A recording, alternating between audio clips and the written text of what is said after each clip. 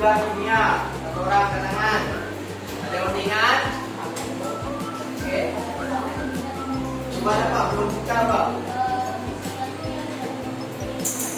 Tidak buka materi. Oke, bagus. Ada lagi lain? Coba kimia, belum coba kimia. Cepat menjawab.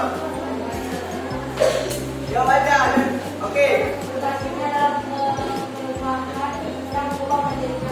Oke, yang mengubah materinya bagus. Nah, kalian masih mengingat materi sebelumnya. Nah, sekarang kita akan masuk materi baru, yaitu tentang kerapatan zat. Oke. Pernah nggak kalian melihat atau kalian tahu sebuah kayu yang besar itu mengapung di air, sedangkan batu yang kecil seperti ini itu mudah tenggelam. Nah, mengapa demikian? Ada satu orang yang jawab, kenapa? Karena kalau kayu sudah nggak padat. Karena berarti masanya. Oke, ada lagi lain?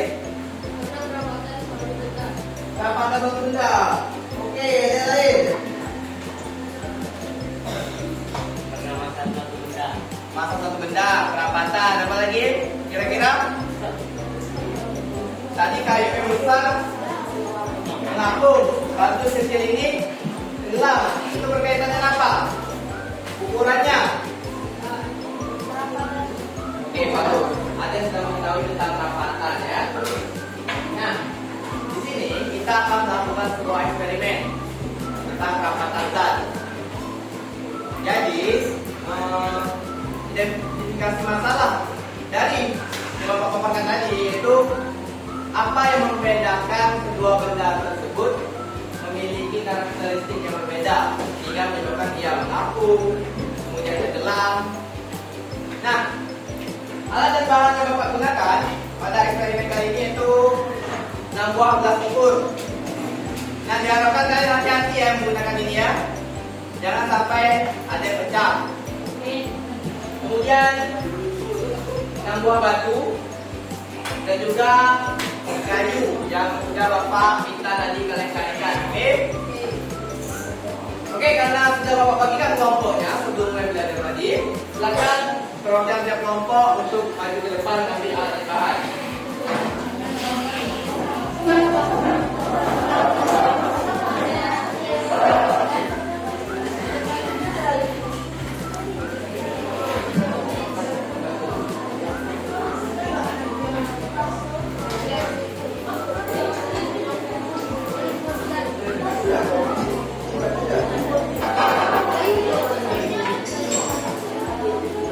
Oke, udah semua kelompok? Udah semua? Ada yang udah membantu?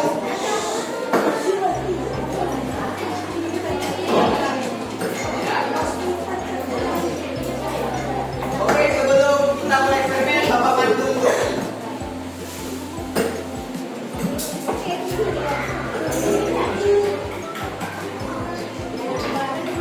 Udah pastikan?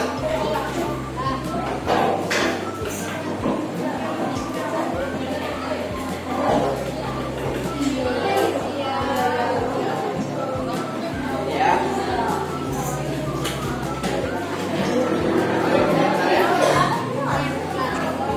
Oke, perhatikan semuanya. Tadi kita sudah merumuskan sebuah masalah. Yang pertama itu mengapa dua benda tersebut memiliki perilaku yang berbeda di air. Nah, apa faktor penyebabnya? Kemudian yang kedua, apa yang menyebabkan kayu tersebut bisa mengapung dan juga tenggelam. Alat dan bahan yang kita gunakan sudah membagikan. Selanjutnya prosedur percobaan, perhatikan semuanya.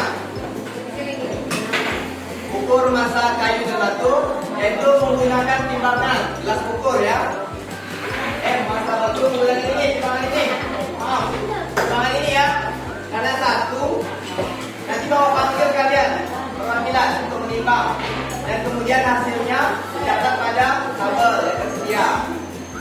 Oke.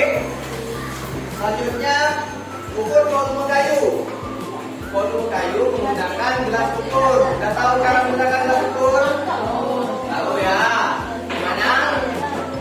Kita masukkan air terlebih dahulu. Kemudian masukkan batu. penambahan air itu merupakan volume dari batu dan kayu.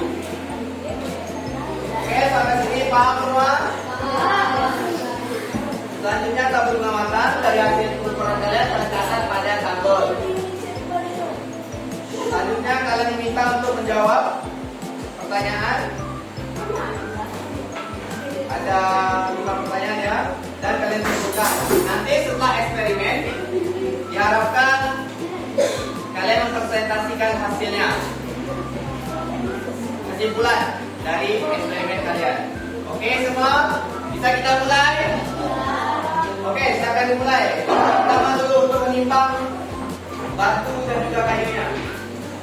Silakan timbang dulu. Pertama. Coba bapak yang pilih. Sini dulu.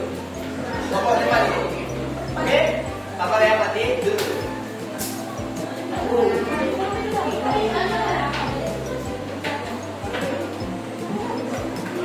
Catat ya teman-teman, jangan catat.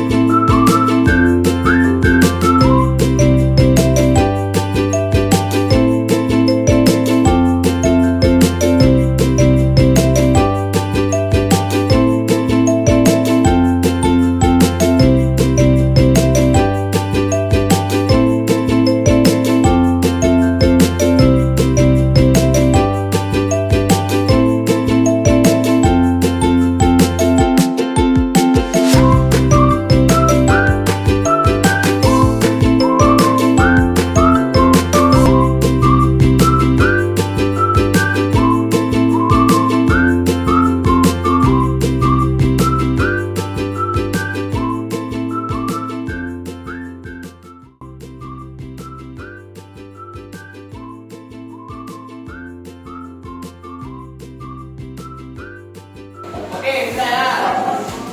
Karena kalian sudah melakukan eksperimen ya. Sekarang Bapak minta kalian melakukan presentasi kelompok.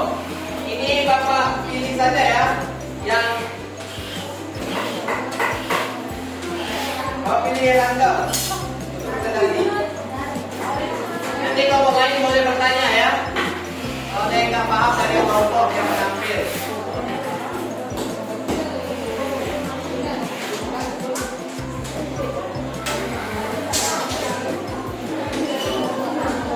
Kelompok kaki dulu, cepat maju ke roti.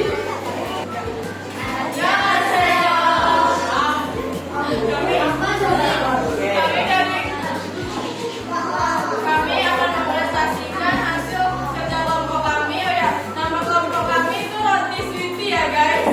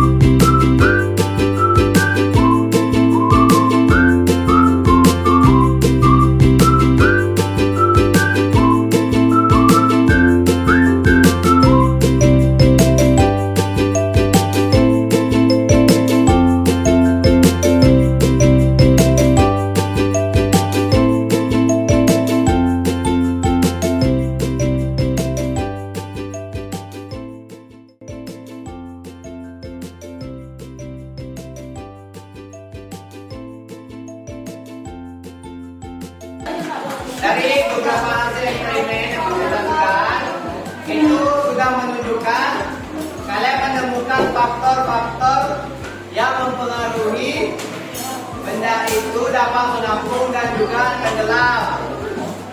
Yang pertama, karena masanya. Oke, berarti apa mana? Yang kedua itu karena volumenya. Nah, perbandingan massa dan volume itu merupakan kepadatan. Kepadatan itu sama dengan massa unit, yaitu menunjukkan tingkat kepadatan suatu benda. Nah, jadi nanti kalau kalian ditanya kenapa benda tersebut menampung bisa tenggelam, jangan lagi jawab karena masanya atau karena volumenya, tapi karena tingkat kepadatannya. Siapa yang bisa jawab? Kenapa kayu yang besar bisa menampung di air? Kaitkan dengan kepadatannya. Kenapa? Satu orang yang berani. Oke, misalnya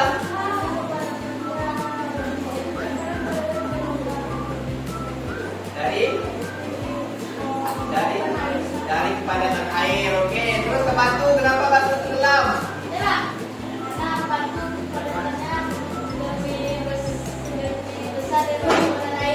Oke, bagus. Nah, ini saat kalian sudah bisa menentukan kenapa kayu, batu itu memiliki karakteristik yang berbeda terhadap air ya. Dia bisa tenggelam, bisa menampung. Intinya karena kepadatannya berbeda. Menampung itu kepadatan benda lebih kecil dari kepadatan air. Sedangkan tenggelam itu kepadatannya lebih besar dari kepadatan zat air. Jadi jangan lagi ada yang menjawab karena massa, karena volume, tapi karena kepadatan suatu benda. Oke? Karena sudah maaf semua. Absorb kita semua. Untuk memperkuat pengalaman kalian nanti bakalan kirimkan soal latihannya lewat Google Form.